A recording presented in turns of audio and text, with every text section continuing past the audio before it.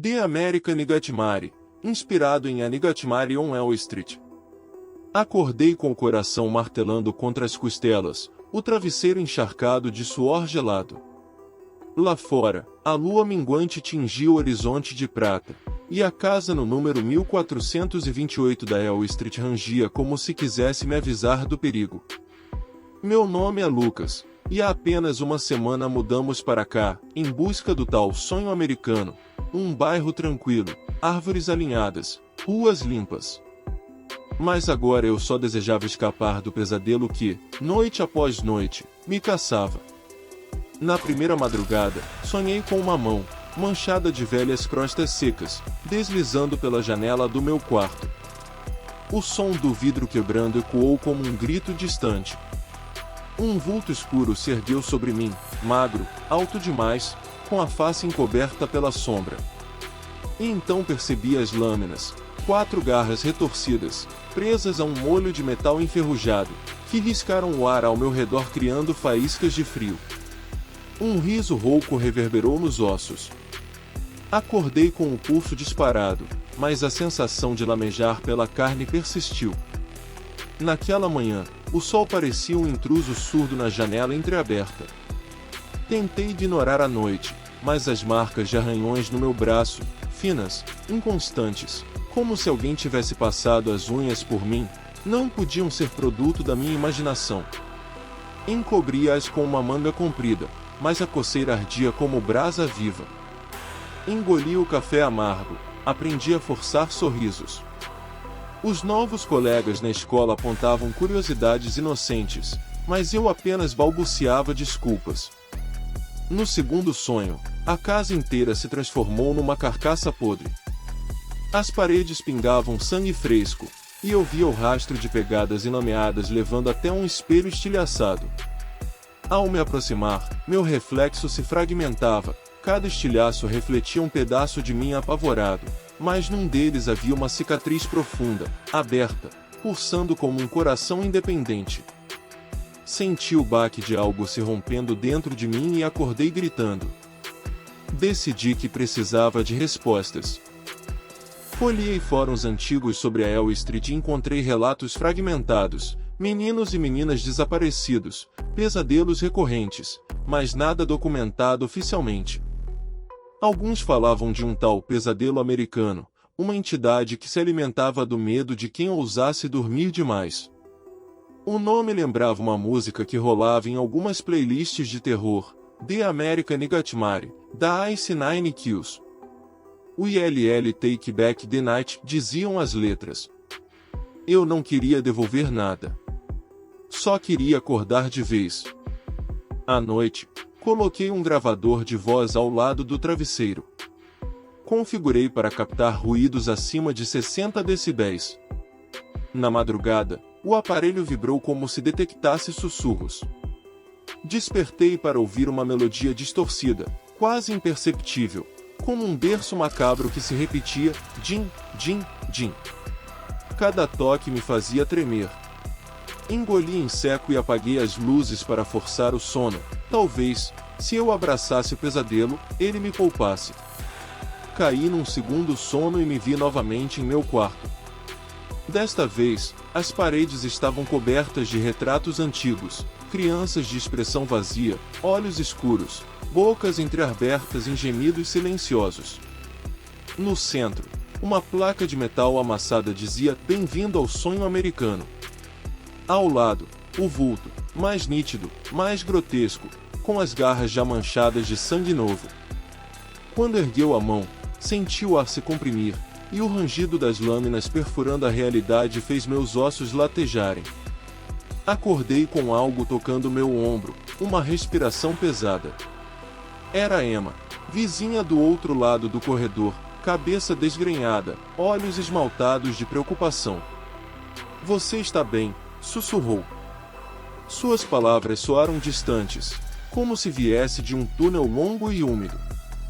Balancei a cabeça, mas o travesseiro vazio ao lado indicava que ela também tivera um episódio. Mal conseguia falar, a voz rouca. Troquei um olhar aflito com ela. Estávamos conectados pelo mesmo terror. Nos dias seguintes, instalamos câmeras nas portas dos quartos e posicionamos detectores de movimento. Tudo parecia normal pela casa, nenhum intruso visível. Mas à noite, as gravações mostravam sombras se contorcendo, portas se entreabrindo sozinhas, como mãos ossudas abrindo brechas no silêncio. Em uma filmagem, a câmera do corredor captou algo correndo, um vulto deformado, desaparecendo antes de cruzar o campo de visão. O arquivo ficou corrompido nos segundos seguintes, com estalos e chiados. Emma, determinada a me ajudar, vasculhou arquivos da biblioteca municipal. Encontrou recortes de jornal com reportagens sobre um homicídio cometido nos anos 50, um zelador de cinema, chamado Frederick Graves, acusado de matar crianças que cochilavam em sessões de filmes de terror. Ele foi atropelado por um caminhão após fugir da cadeia, mas boatos locais diziam que seu espírito retornava para punir os que ousavam dormir em vão.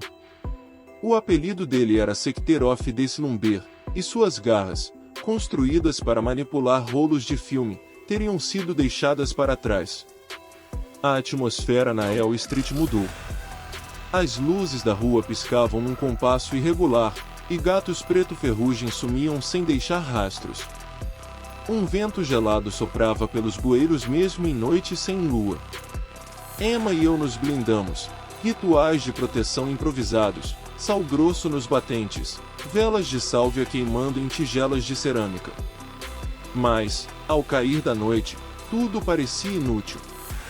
O pesadelo americano encontrava brechas invisíveis, sussurrava através de frestas que só ele enxergava.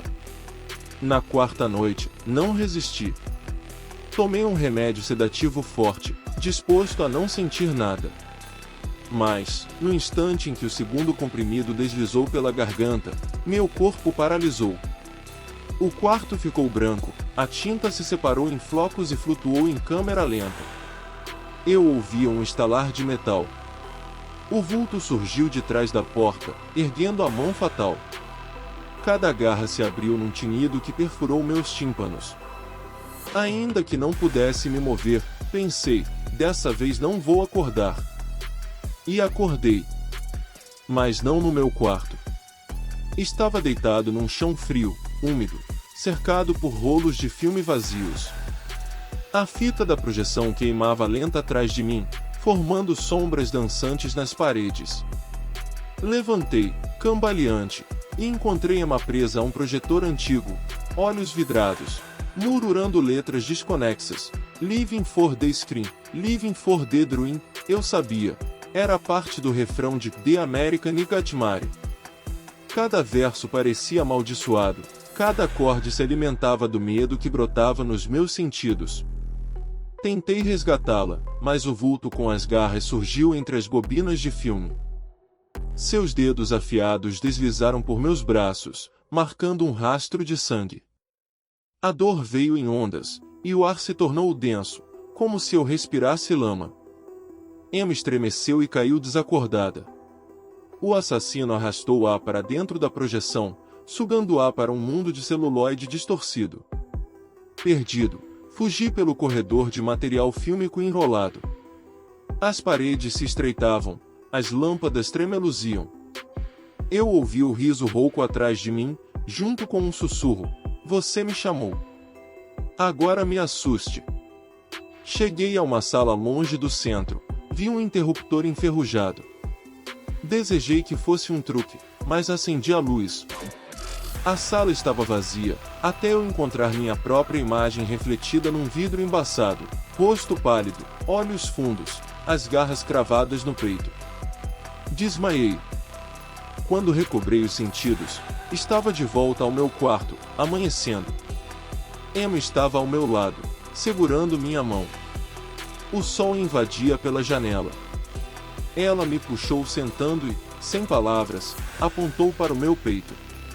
Um corte fino, em forma de garra, sangrava lentamente. Toquei a ferida e senti uma fisgada de impotência. Ainda assim, algo dentro de mim havia mudado. O medo agora era combustível. Nas semanas seguintes, estabelecemos um plano de ataque: usar as letras da música como guia. Cada verso trazia uma pista de como domar o espectro. "We burn your dreams", dizia uma parte, então reunimos gravações dos nossos pesadelos e as queimamos num ritual simbólico. "I'll see you in your nightmares", prometia outra, então escrevemos nossos nomes num papel e o rasgamos em 1000 pedaços, recusando a entregar-nos ao terror. Na noite decisiva, acendemos todas as velas e fizemos um círculo de luz ao redor da cama. Colocamos fones de ouvido e tocamos o refrão ao mesmo tempo, Emma de um lado, eu do outro. Quando The American Nightmare ecoou, senti o chão tremer. A lâmina atravessou o teto, caindo rente à nossa cabeça. O vulto ergueu-se em meio às chamas, garras brilhando como aço fundido. E então, paramos de correr. Fiquei de pé, encarando, Emma fez o mesmo. Entre nós, a música pulsava no peito, cada batida afastando a escuridão. O assassino hesitou, confuso. Nesse instante, avancei. Agarrei a garra com uma luva grossa e torci até ouvir um estalo seco. As lâminas se desprenderam, caíram no círculo de velas e se consumiram em chamas. As labaredas arrotaram uma luz branca, cegante, que empurrou o vulto para trás. Ele se dissolveu num grito agudo, que se dissipou como fumaça. O quarto ficou impossível de descrever, parecia feito de cristais quebrados, de memórias estilhaçadas. A música cessou abruptamente, deixando um silêncio tão pesado que doía. Senti o corpo esvaziar. Encostei a cabeça no ombro de Emma e chorei sem saber se era alívio ou desespero. Com o primeiro raio de sol, as fotos antigas na sala de projeção se desfizeram. Os recortes de jornal perderam cor. As câmeras gravaram apenas o vazio.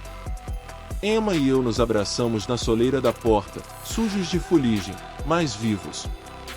A impressão de que a Elm Street havia sido purificada ainda latejava no ar. Agora, semanas depois, durmo com janela entreaberta, sem travesseiro extra. Às vezes, ainda ouço um sussurro inaudível, mas não me assusto. Toquei o final da música na playlist, e percebi, o riff que antes me sufocava, hoje me lembra da força que encontrei ao encarar o medo. A noite americana foi vencida. Mas, quando fecho os olhos, quase posso ouvir um balbuciar distante. "See you in your dreams, Lucas", sinto um arrepio, mas sorrio. Estou pronto.